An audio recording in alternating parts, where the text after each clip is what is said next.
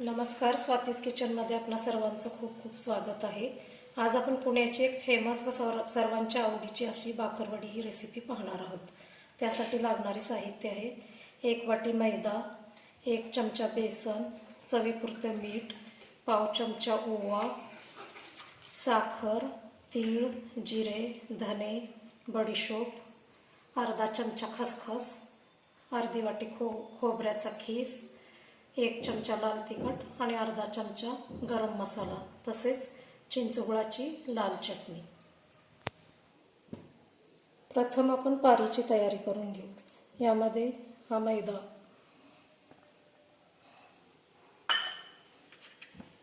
पाव चमचा बेसन, 1 चमचा बेसन, पाव चमचा ओवा असा हातावर आपण क्रश करून त्यामध्ये टाकू, म्हणजे याचा फ्लेवर पारीमध्ये चांगला उतरेल।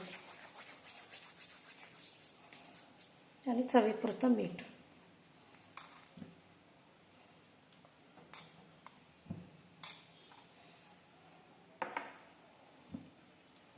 मध्ये 2 चमचे कडकडीत असं तेल गरम करून टाकू। गरम तेलामुळे कुठलाही पदार्थ खुसखुशीत होतो।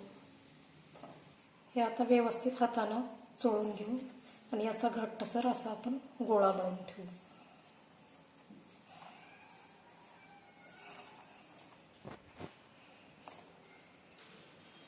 आता एकदम याचा घट्ट गोळा बनवून तयार करू।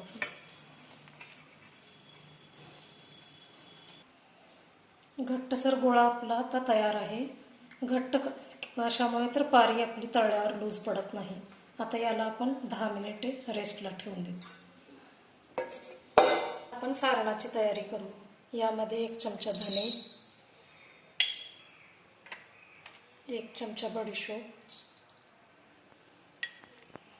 अर्धा चमचा जिरे, हे 1 मिनिट आपण व्यवस्थित भाजून घेऊ।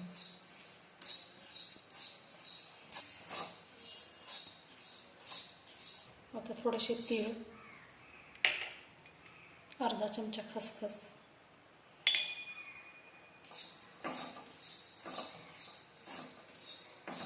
मसाल्यांचा एकदम सुगंध वास येत आहे।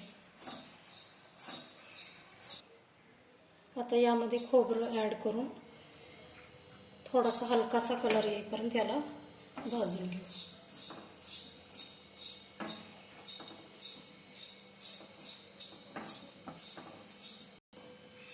हलकासा सोनेरी कलर आलेला आहे। आता आपण हे सर्व मिश्रण मिक्सरला याचं वाटण तयार करून घेऊ।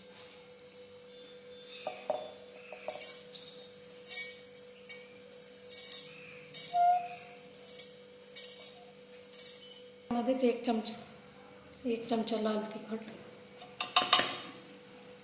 अर्धा चमचा गरम मसाला, चवीसाठी थोडीशी साखर आणि मीठ।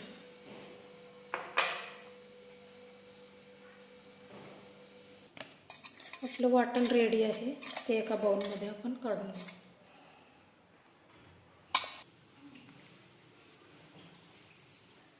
आता आपण पुढच्या तयारीला लागू। आता याचे 3 पोर्शनमध्ये आपण व्यवस्थित डिवाइड करून घेऊ।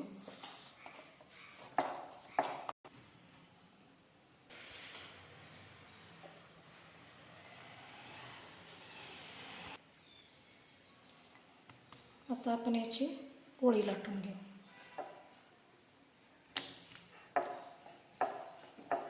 याच्या कडा जाड राहिल्या पाहिजेत आणि मध्ये आपण व्यवस्थित पातळ लाटलं पाहिजे, कारण तळताना हे कडाच्या एजेस अगोदर हे होतात आणि मधलं अगोदर तळलं जातं, त्यामुळे व्यवस्थित मधलं हे करून पातळ अशी पोळी लाटून घेऊ। पातळ अशी आपली पोळी लाटून तयार आहे, तुम्ही पाहू शकता। आता याला आपण प्रथम चिंचगुळाची चटणी लावून घेऊ। हे झाले आंबट गोड, ह्याच्यामुळे टेस्ट बाकरवडीला टेस्ट एकदम छान येते। हे आपण तयार केलेलं सारण लावून घेऊ, व्यवस्थित त्याला पसरवून घ्यायचं।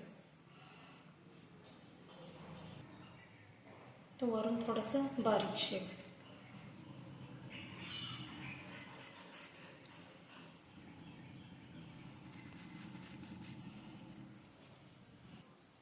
शेव हा मी घरीच बनवलेला आहे.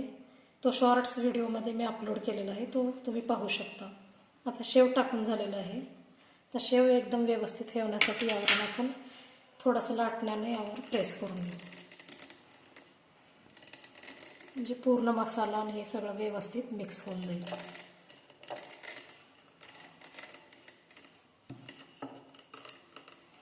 स्लोली आपण याचे फोल्ड करून घ्यायचं.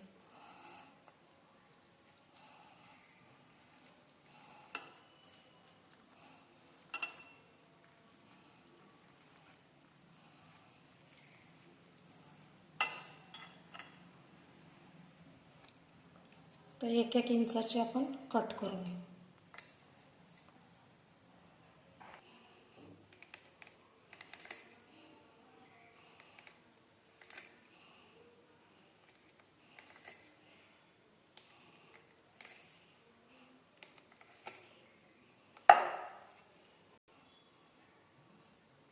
पाहू शकता व्यवस्थित. आता हलकंसं प्रेस करून घ्यायचं याला.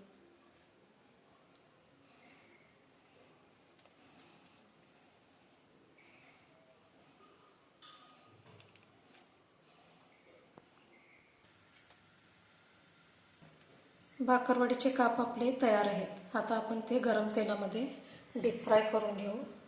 मंद आचेवर डीप फ्राय करून घेऊ.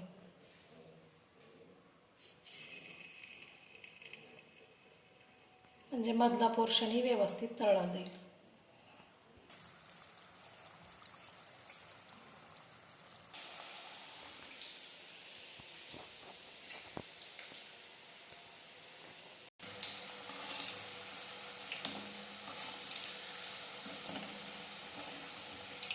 मंद आचेवर याला आपण 5 मिनिट फ्राय करून घेतलेलं आहे.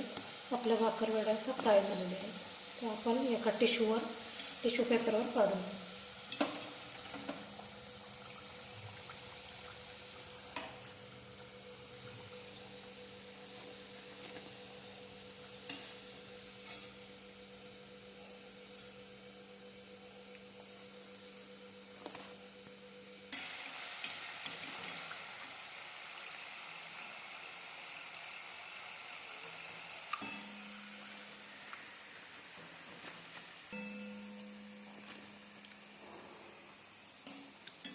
क्रिस्पी अशी आपली रेसिपी आता तयार आहे. ती आपण बाउलमध्ये सर्व करून घेऊ. ही पुणेरी स्टाईल बाकरवडी घरच्या घरी बनवलेली तयार आहे. ती कशी वाटली मला कमेंट्सद्वारे नक्की कळवा आणि माझ्या चॅनलला सबस्क्राईब करा. थँक्यू.